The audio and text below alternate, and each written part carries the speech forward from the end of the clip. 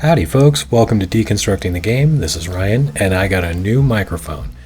I'm actually here today to talk to you about the weather. Now, that would be a boring topic in the real world, but in Cyberpunk 2077, the weather is as rare as Bigfoot, and is almost a mythical thing that some people never even encounter in a single playthrough. I'm exaggerating a little bit, but on an average play through the game, even completing everything, you may not even see all of the weather effects once. But it's kind of a shame because they actually have a lot of interesting little details that I think are really cool and would have added a lot more atmosphere. And I'll talk about why CD Projekt Red actually made a conscious decision to make this stuff almost invisible in the game. But first, let me talk about what those weather conditions are that you rarely if ever see. Oh, and just for you, Mike, let's get to it! I'm going to start with cloudy types, and first we have a range of overcast going from light clouds all the way up to full overcast where it looks like it's about to rain. Finish out the cloudy types, we have a morning mist sort of effect that's less pronounced than the fog or pollution types. And then finally there's a distant rain weather preset that shows rain off in an adjacent area but not directly on top of you. As far as when it's actually raining, there are two levels of rain. There's sort of a light drizzle and then a heavy rain that has larger drops and a higher volume of raindrops. For fog, we have one layer of what appears to be natural fog, and then progressively worse levels of pollution fog until at the most dense it actually has acid rain to go along with it.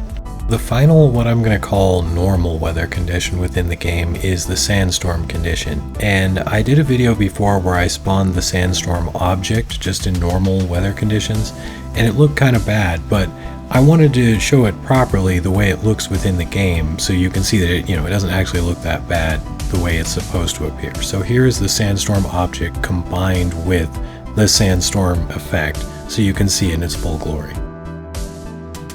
The last two states are one that appears to be bugged where the clouds move really quickly and the game time is still moving at normal speed, it's just the clouds that are moving really fast. And then finally there's the condition that's for when you're in space, and it just has really bright sunlight and nothing else, so it looks really weird when you're on the ground, but it looks pretty normal when you're floating around in space in the space scenes. It's fairly convincing. I want to talk about some of the interesting details about the weather that sadly you never get a chance to notice because it's so infrequent, and one of those is that water actually dries from a complete sheet of wetness to smaller and smaller puddles that eventually disappear after it rains. Another odd little tidbit relates to the game's almost completely removed physics system. Now, normally things are not acted on with physics in the game unless you do some sort of action to trigger them.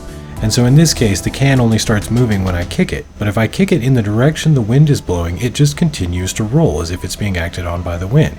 Whereas if I kick it against the wind, it stops rolling almost immediately. So it appears that the wind is actually acting on it. You'll also notice that sometimes it'll blow boxes off of stacks and things like that. So it's like almost all of the physics was removed from the game, but there are still weird little times when it actually seems to glitch into working a little bit.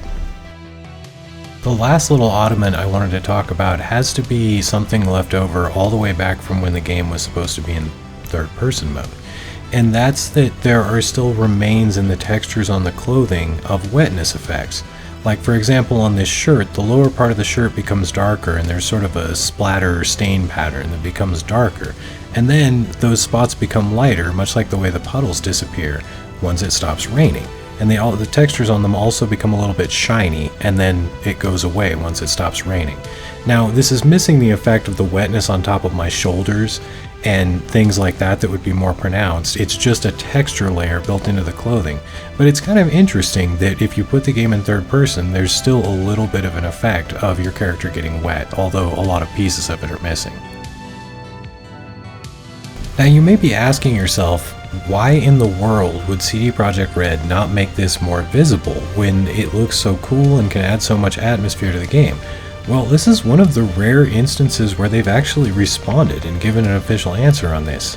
And that answer is that in California it's sunny most of the time, and that the effects of climate change are, if anything, making it even drier and sunnier. So in 2077 it just didn't seem that realistic that there would be weather other than sunny. and so they made all of the other weather conditions extremely rare. So there you have it.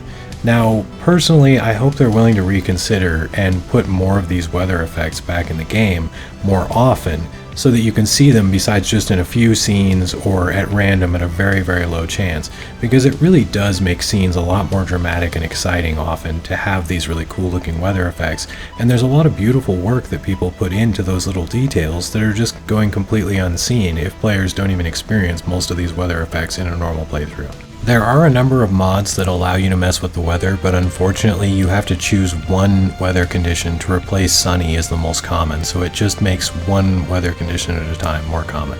Hopefully people will figure out more of this, or CD Projekt Red will just make the weather slider something that you can just crank up within the options, because I think it looks really fantastic doing a lot of the missions with some of these weather conditions active. Thank you for watching Deconstructing the Game.